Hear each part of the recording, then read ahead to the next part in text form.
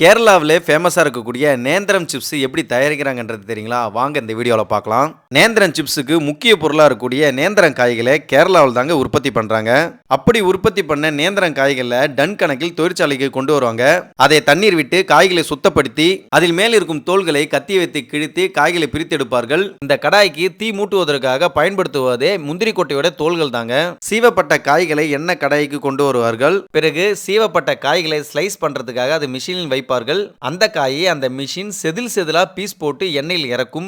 50 litre கொள்ளளவு கொண்ட எண்ணெய் கடாயில் மலன்னு அந்த நேந்திரம் காய் பொரியும். நேந்திரம் காய்களை பொரித்தெடுத்த பிறகு அதை ஃபேக்டரிக்குள் கொண்டு போய் அதை பேக்கிங் செய்து 1 கிலோ, அரை கிலோ, 1/4 கிலோ என பேக்கிங் செய்து அதை மார்க்கெட்டுக்கு பல கடைகளுக்கு சேலுக்கு கொண்டு வருவார்கள். இதில் 2 விதங்கள் இருக்குங்க. கேரளாவில் தேங்காய் எண்ணெயில் பொரிப்பார்கள். நம்ம தமிழகத்தில் கடலை எண்ணெயில் பொரிப்பார்கள். ஆனா இங்க வந்து பாத்தீங்கன்னா 2 எண்ணெய்களுமே பொரிக்கிறார்கள். இந்த நேந்திரம் சிப்ஸை உருவாக்கும் தொழிற்சாலை நான் எங்க பார்த்தேன்னா தருமபுரி மாவட்டத்தில் தாங்க பார்த்தேன். இந்த நேந்திரம் சிப்ஸ்களை சாப்பிட்டிருக்கீங்களா இல்ல இந்த மாதிரி தொழிற்சாலைகளை பார்த்திருக்கீங்களான்றத கீழே கமெண்ட்ல சொல்லுங்க மக்களே. இந்த மாதிரி நேந்திரம் சிப்ஸ்களை எப்படி உருவாக்குறாங்க என்று தெரியாத உங்க ஃப்ரெண்டுக்கு இந்த வீடியோவை ஷேர் பண்ணிடுங்க.